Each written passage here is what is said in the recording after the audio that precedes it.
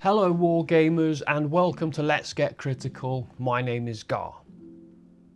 In this video I'll be showing you how we painted the Canoptek Circle kill team that came in the Kill Team Tomb World box set.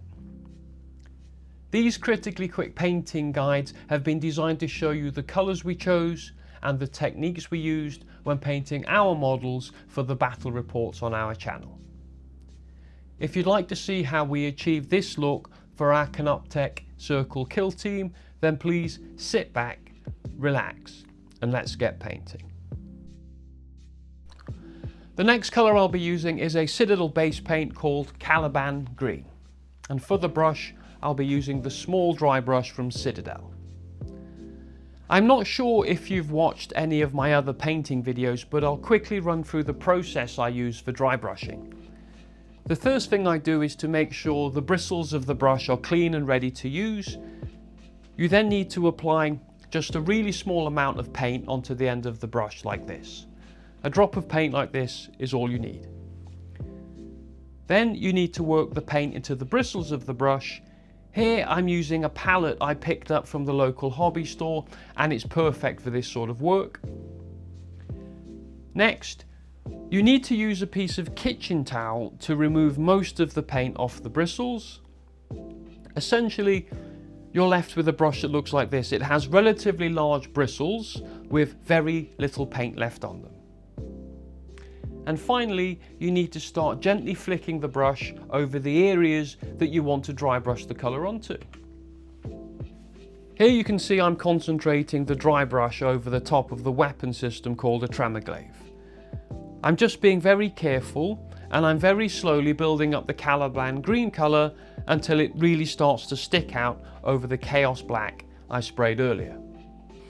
After a while you need to reload the brush with more paint, so you just follow the steps as before and then carry on dry brushing. This model here is getting a heavy dry brush. For a highlight dry brush you'd spend more time removing excess paint from the bristles of the brush, but as I want the lush dark green colour to be very noticeable, I'm only using the kitchen paper to remove the bulk of the paint. After I had finished on the tremorglaive, I then moved on to other sections of the model. I dry brushed this strange looking orb matrix that his body's wrapped around. I'm not sure exactly what it is, but it's going to be fun painting it. I then moved on to his armour plating here on the top of his torso, and you can see here while I'm doing it, this green is really starting to make these areas stand out and all the details are starting to show through. It's looking fantastic. I quickly went over this small orb matrix that he's holding in his hand, and then I moved on to the base. This base here is the main reason that I did this dry brushing step first. The body of this model is going to be very awkward to paint and it's going to take quite some time to get into all the nooks and crannies, and I wanted to dry brush these areas first because it's much easier to be neat and tidy when painting with a brush than when dry brushing. All the dry brushing has been completed and now this is what the model looks like. Now it's time to move on to the next colour. For the next colour I'll be using a Citadel base paint called Runelord Brass, and for the brush I'll be using the Regiment brush from the Army Painter. For the next step I'm using my Army Painter wet palette that you can see here. I find personally that it's so much easier to paint when using a wet palette. It really helps to keep the paint at a nice and runny consistency and helps with the flow. What I decided to do was start down here at the bottom of the model and just do a section or two completely before then moving up the spiny parts until I got to the top. I made sure that I got into all the areas around the back and the sides and that I didn't stop until each one of the sections was completely painted. This tail section on this Geomancer model was an absolute nightmare to paint. It took me about 2 hours to get the tail of this Geomancer painted, and it really was an awkward stop-start process the whole way through. After the tail of the model was finished, everything got a lot easier. I painted the torso and then I moved on to its arms with these long metal claw-like appendages. And finally, I painted the head section of the model. Now, it really was a long and arduous task, and it took a good few hours in total, but here's what the model looks like now. I was happy at this point, and I'm happy with how the model looked, so I moved on to the next colour. The next colour I'll be using is a Citadel layer paint called Warboss Green. And for the brush, I'll be using a small dry brush from Citadel. I want to get these green pieces finished before I move on to the detail work for this model, and my aim is to dry brush them now and then touch up any green bits on the body of the model afterwards. Like always when dry brushing, you just load some paint onto the brush like this. You work that paint into the bristles of the brush, then you wipe off the excess, and then very gently you just start flicking that brush over the areas of the model that you're targeting with the dry brush. I'm starting with this tremor glaive. You can see straight away that the lighter green is showing through and really making this model start to pop. I then moved over to his armor plating and dry brushed that until I was happy with the colour, just slowly building it up. Then onto his tiny orb matrix in his hand, and then onto the larger orb matrix that his body's wrapped around. As always when dry brushing, you still want to be very careful not to get paint onto other parts of the model, because you'll just have to touch them up later, and it just saves time to be as neat and as tidy as you possibly can. The final part to dry brush was the base. This was really awkward to get to, and I wish at this point that I'd painted this model and this base separately and then glued them together afterwards, but I just carried on and I slowly persevered and I built up the colour. Once I was happy with how the model looked, I then moved on and started on the next colour. For the next colour, I went back to Citadel base colour Runelord Brass, and for the brush I'll be using the Regiment brush from the Army Painter. When I was dry brushing in the last step, I got some of the Warboss Green onto his body parts, as you can hopefully see here, and there's some here as well. So what I want to do next is just tidy these areas up. This is a really quick step, and you only need to apply a very fine layer of paint to cover over those areas. It took me about 15 minutes to just go around checking every part of the model and touching up the Runelord Brass wherever it was necessary. Once I was happy with how the model looked, I then moved on to the next colour. The next colour that I used was a Citadel shade paint called Seraphim Sepia, and for the brush I'll be using the medium shade brush from Citadel. Now that the body of this Geomancer is painted, I want to apply a shade to give it some depth and make it stand out and look great. Shading is one of my most favourite parts of painting. It adds a real level of dimension to the model and helps it to stop looking flat and dull and boring, and it also hides any of those tiny imperfections. When shading, there are a few steps to go through to get the job done right. First, you need to apply a generous amount of the shade paint to the areas of the model you want to cover, just like I'm doing here. Then you want to keep the paint moving around and smearing it all over the model, and make sure you have a liberal coat all over the areas that you're wanting to cover, and make sure it's in all of the recesses and it's covered everywhere with an even coat. What I do then is I leave it for just a few minutes while I get some kitchen roll and set up ready for the next step. The final step is to clean the brush and dry it, and then you use the bristles of the brush to soak up any pools of the paint like a sponge. You don't want these pools of paint on the model, because if they dry, they will spoil the detail and they'll start to make it look terrible. I keep using the kitchen roll to dry off the brush, and then I start soaking up more of the shade paint, and then I dry off the brush again and I soak up more of the paint, and I keep doing this until I'm happy that there are no more puddles and no more pools left on the model. This is what the model looks like after I'd applied the shade paint and let it go dry. I'm happy at this point, and now I'm going to move on to the next colour. The next colour I'll be using is a Citadel paint. It's a layer paint called Canoptek Alloy. And for the brush, I'll be using the Citadel small dry brush. I want to carry on with the body of this Geomancer model. I decided a highlight dry brush will really make the model pop, and hopefully it should look absolutely brilliant. This is going to be the final step for the body. It's already been painted and then it's had a shade, so a dry brush will set it off just lovely, and I thought the best colour to use for a Canoptek Circle kill team is a colour called Canoptek Alloy. It's destiny, really. I used the same steps as I did when I performed the dry brushing with the Caliban Green and the Warboss Green, but because this is a highlight dry brush, I'm just going to use the tiniest amount of paint, and I'm going to be extremely gentle when I apply the dry brush.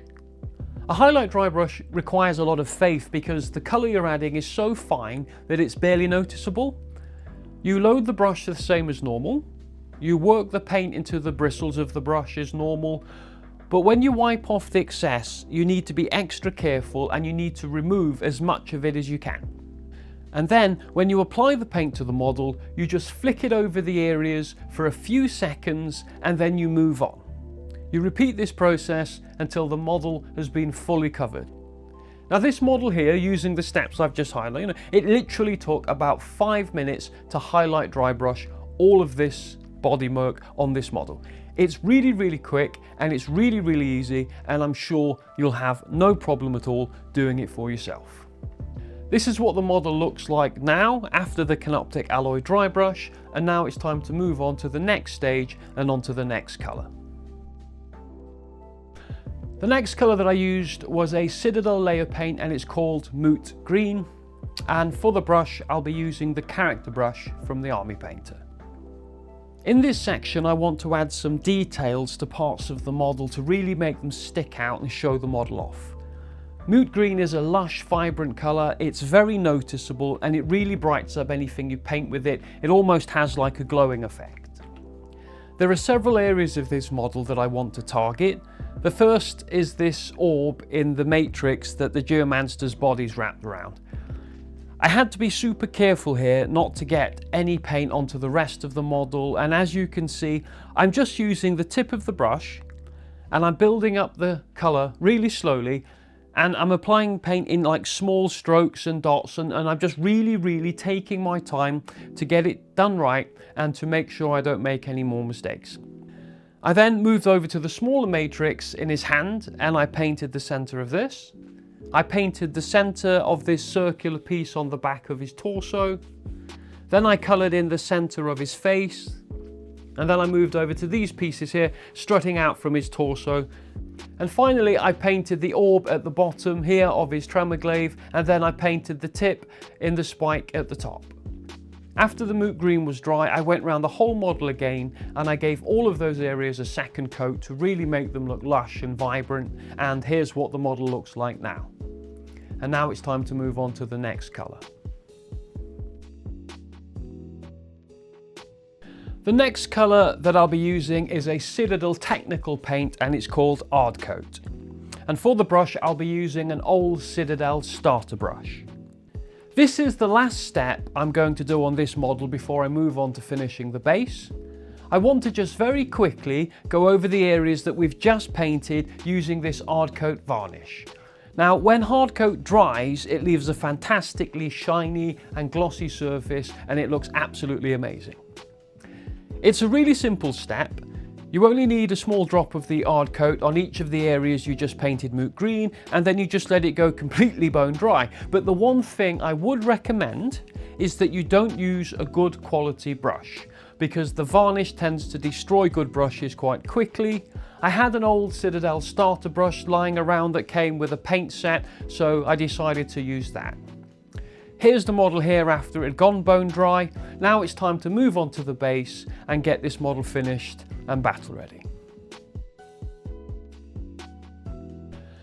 The next step requires several things, and I'll be using some PVA glue from the Army Painter, some super glue I got from the DIY store, some basing material called Brown Battleground from the Army Painter, some basing rocks from the Army Painter, and some sand I got from the DIY store. And the brush I'll be using is the Citadel starter brush. What I want to do now is add some of these basing materials to the model, and then when they are dry I will just paint over them. The first step was to super glue a few of these rocks into a rock formation here down onto the base. I picked out a selection of larger ones and then glued them onto the base. When the glue was dry, I then glued some more on top of these rocks to create a nice looking pile of rocks. But not only does it make the model look really cool, but it also offers some support to the model because it's actually quite a flimsy model and it can wobble around quite a bit.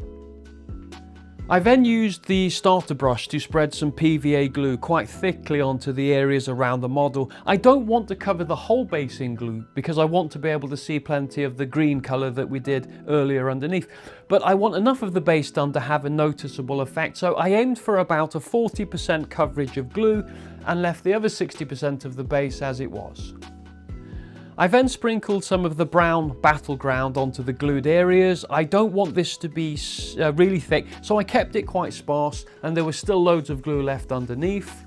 And after that, I sprinkled some of the sand on top of the brown battleground and the glue until it was all completely covered. I was happy at this point, and then I let the model to go dry.